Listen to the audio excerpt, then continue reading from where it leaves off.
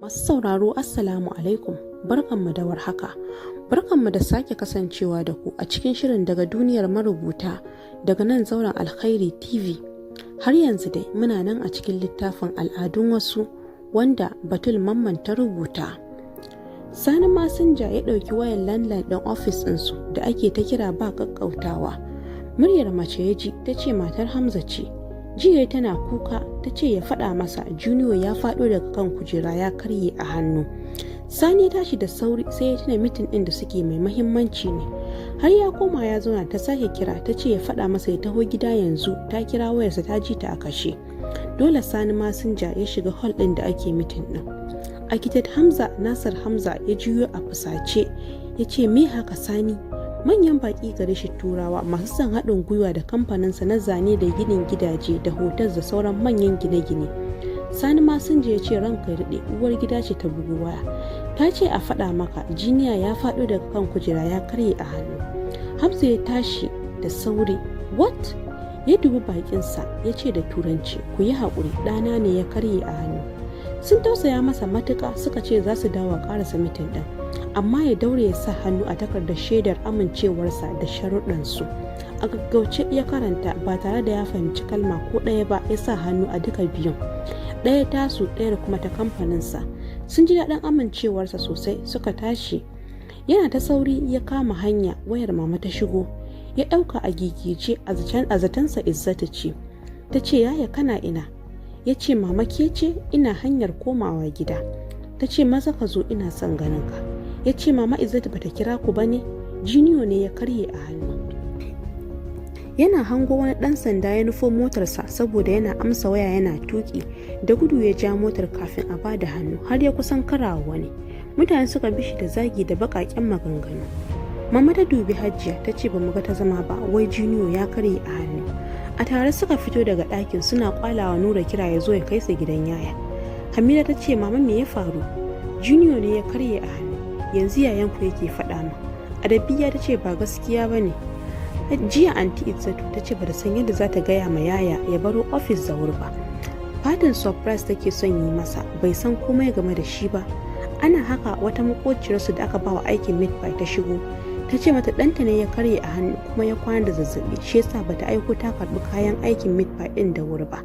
Tana fita shine anti ta ce ta samu aidiyan abin da za ta faɗa masa. Hajiya ranta ya ƙara ɓaci, mama kuwa ashe ta danna wa Izzatu saboda yadda zuciyarta ke mata zafi. Ta kalli su Hamida duk sun sha material da manyan mayafai saɓanin da suke sanye da ƙananan kaya. Ta ce Nura ya kai su amma ya gaya ma yaya koman dare tana son ganin sa. Sai bayan fitar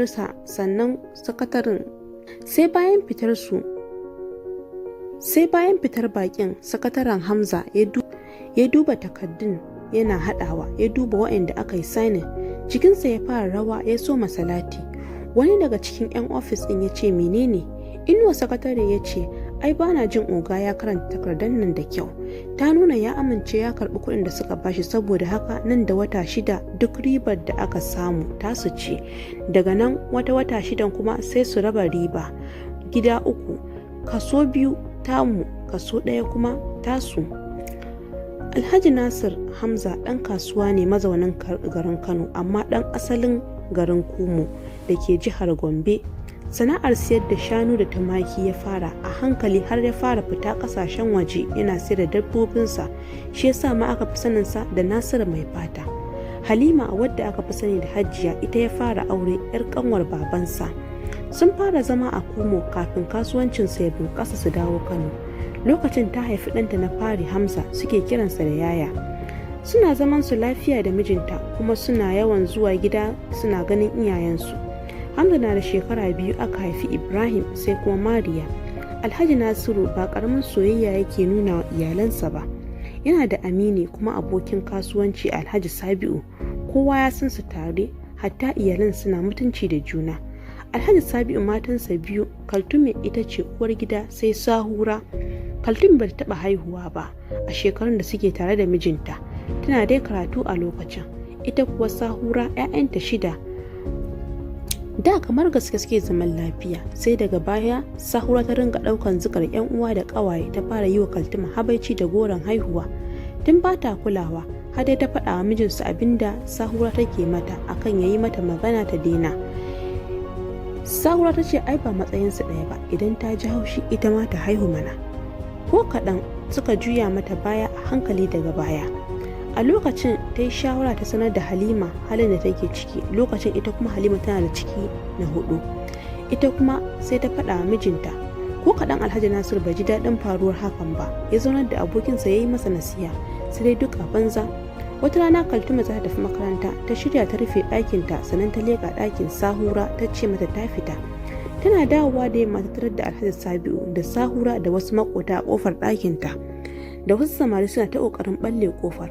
Kaltuma duk ta ruɗe ta tambayi abin da ke faruwa, a madadin amsa sai mari da duka da Alhaji Sabi'u ya ringa kai mata. Sahura na kuka ta ce muguwa, saboda bakin cikin baki taɓa haihuwa ba shine zaki kashe min nawa ƴaƴan. Tunda kika fita nake neman Ihsan, ashe tana ɗakin kin rufe ta. Sai ɗazu kawai na ji kukanta, tun tana kuka yanzu har ta daina kuka, wataƙila mata suma ko kuma mata mutu. Ta ci gaba da kuka, ina jin mutuwa ta yi Alhaji. Shi kuwa in banda dukan Kaltume babu abin da yake yi, yana ƙarawa. A haka har aka buɗe ƙofar ɗakin. Ana buɗewa aka same ta kwance tana bacci. Sahura ta ce ai kawai ta mutu Alhaji. Alhaji Sabi'u ya cire babbar rigarsa yana ta dukan Kaltume, babu mai hana shi, har Allah ya kawo Alhaji Nasiru. Ya yi ta roƙon abokinsa amma sam ya ƙi ya daina dukanta. Alhaji Nasiru ganin babu yadda zai ya ja hannunta ya fitar da ita. Sahura ta ce shikenan Alhaji, dama tun da yake kare ta na san kwartanta ne. Ji yadda yake rike mata hannu a gabanka. Alhaji ya Sabi'u ya ce Allah ko Sahura, to ke Kaltuma je kina sake ki saki 3, in kin gama idda ki auri kwartan naki, kai kuma Alhaji Nasiru ba ni babu kai har abada. Da haka abokan suka rabu. Ashe makullin ɗakin Kaltuma Sahura ce ta sace shi ta ɓoye shi saboda ta ɗorawa Kaltume kazafin rufe mata a ɗaki. Halima ta ji tausayin Kaltuma sosai, barin ma da aka rinka yadawa a gari akan abokin mijinta shine kwartanta. Gashi ya guji ta bayan aurenta ya mutu. Shi kansa sai da abin ya shafi kasuwancinsa. Sai da ta kai ko makaranta Kaltuma ta daina zuwa, har 'yan uwanta sun juya mata baya. A wannan hali ne Halima ta bawa mijinta shawarar ya auri Kaltume domin ta tsira da mutuncinta. Da ƙyar Kaltume da Alhaji Nasiru suka yarda. Bayan an yi auren, saboda Halima ta kula Kaltume na son 'ya'ya, ta ɗauki Hamza da Mariya da kayansu ta mayar ɗakin Kaltume. Wannan abu ba ƙaramin ƙara musu zaman lafiya sosai ba. Kaltume har kullum ba ta yi wa Halima kallon kishiya sai 'yar uwa. Haka suka zauna lafiya. Halima ta haifi Jidda daga baya, Kaltume ita kuma ta samu ciki ta haifi Nura da kuma Adabiya. Sannan Halima ta haifi Auta Hamida. Gidansa abin sha'awa saboda kan 'ya'yan haɗe yake. Daga baya asirin Sahura ya tonu. Alhaji Sabi'u ya ci tana bawa kawarta labarin yadda aka yi ta kori kishiyarta. Har gida ya zo ya bawa Kaltume haƙuri domin ya gane abin da ya bai kyauta ba. A yanzu haka kuma ya sukurkuce musu. Sahura yanzu ya yanta 11 kuma gaba ɗayansu babu na kirki a ciki. Wannan kenan. Tun daga farkon layin gidansa yake hango motoci. Hankalin Hamza ya sake tashi sosai. Inna lillahi wa inna ilaihi raji'un kawai yake faɗa. Shikenan Junior ya rasu. Jikinsa duk a mace, ya yi fakin ɗin motarsa daga can baya ya fito, sai kawai ya kasa ƙarasawa gidan. Kifa kansa ya yi a saman motarsa. A wannan yanayi Ibrahim ya iso yana neman gurin da zai yi fakin sakamakon layin da ya cika da motoci.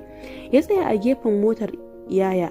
Ibrahim ya fito da sauri daga motarsa da matarsa Umma Hani da kuma yaransu guda 3. Hannu ya sa ya taɓa Hamza a kafaɗa, hakan ya sa ya jiyo da sauri. Muryarsa a raunane ya ce ashe kuma kun ji.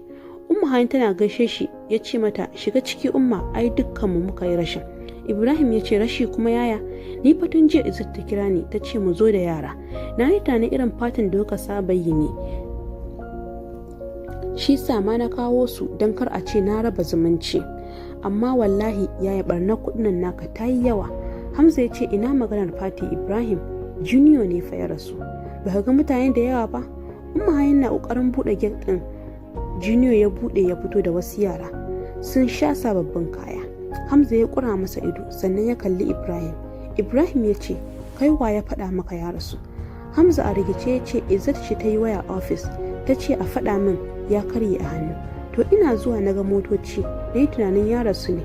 Ibrahim ya yi tsaki cike da ɓacin rai ya ce Allah ya kyauta, ni na tafi. Zuciyarsa na kuna ya ja motarsa ya yi gaba. A ce babban mutum kamar yaya ɗan shekara 37 ya bari mace ta dinga karanta masa yadda zai yi rayuwa, ko da yake ba laifinta bane ba, ai tare suke tsara komai. Daga nan Ibrahim gidansu ya tafi. A hankali Hamza ya tura karamar kofar gate ɗin gidan ya shiga. Kawai sai ya ji mutane da wurin sun ce surprise. Farfajiyar gidan ya gani an sha kwalliya, an jera kujeru da tebura, ga fitilu da kuma haske na tashi ta ko'ina, da kiɗa na tashi a hankali. Bai gama tantance abin da ke faruwa ba, Izzatu ta ja hannunsa suka shige cikin gida. Mu je ciki ka canja kaya. Suna shiga ɗaki ta rungume shi. Happy anniversary my baby. Hamza ya yi wa Izzatu kallon rashin fahimta. Izi me yake faruwa? Kin ce Junior ya kare, but it seems komai lafiya kalau. Fari ta yi masa da ido irin yadda ta san idan ta yana ƙara ɗauke masa hankali. Sai a lokacin ya kula da kayan jikinta. Wani irin yadi ne mai matukar santsi aka yi masa ɗinkin doguwar riga wadda ta dame ta daga sama har zuwa gwiwa, sannan aka buɗe shi a ƙasa. Ga wani abu kalar takalminta da sarƙa an yi mata ɗauri, tamkar wata amarya ta fito. Jikinta mai kyau ne, kai baka ce ta haifi 'ya'ya 3 ba. Tana lura da jikinta sosai, ta lura da yadda yake binta da kallo, ta yi murmushi. Dama na yi ne don kawai ka dawo gida da kan lokaci. Na gama komai, na shirya mana anniversary ɗinmu na shekara 10. Ya shafi gefen fuskarta. Amma Izi ba kya ganin abin yayi yawa? Ki ce ɗana ya karye, kin san hakan zai tsorata ni? Kiss ta yi masa a kumatu. Ka yi haƙuri dadin Junior, kaga ana jira mu a waje, mu je ko? Tare suka fito rike da hannun juna, sun yi matukar kyau sosai. Ga yaransu su ma sun sha ado. Babban shekararsa 5, suna kiransa Halifa, mai sunan Alhaji Nasir. Sai Junior mai shekara 3, sunan baban Izzatu gare shi Sunusi. Sai kuma Nana Halima mai neman shekara 2, sunan mama ya so saka mata, sai dai mama ta ƙi saboda Ibrahim da Mariya duk sun yi mata takwarori. Hajara ƙawar Zuhra ta bi su da ido, duk inda suka yi ana ta gaisawa, ana ɗaukar hotuna.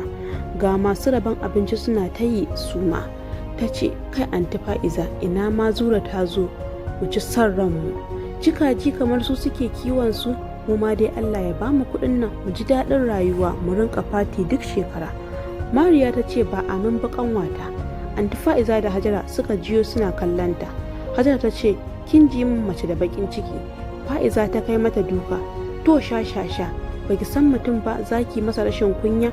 Ya haƙuri baiwar Allah, ko ba a faɗa ba, daga shigar Mariya an san tana da kuɗi. Murmushi Mariya ta yi. Ba komai, ke dai ki yi addu'ar arziki mai albarka, ba na fati ba.